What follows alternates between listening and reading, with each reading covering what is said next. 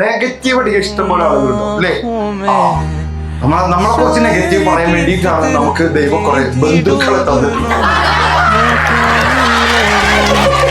നമ്മളേതൊരു കോഴ്സിൽ ജോയിൻ ചെയ്ത് കഴിഞ്ഞാൽ ഇവർ അപ്രത്യക്ഷമാവും, ഇവരെ കാണൂല, അപ്രത്യക്ഷമാവും. പിന്നെ ഒരു ശല്യമില്ലേ, 2 വർഷം കഴിഞ്ഞ് റിസൾട്ട് വന്നതിന്റെ പിറ്റേ ദിവസം വീട്ടിൽ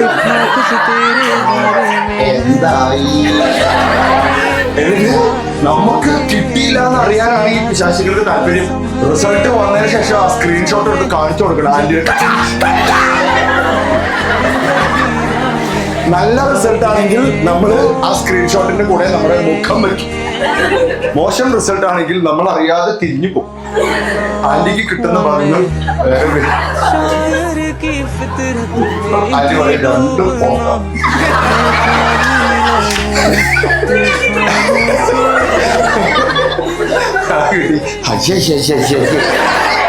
ശരി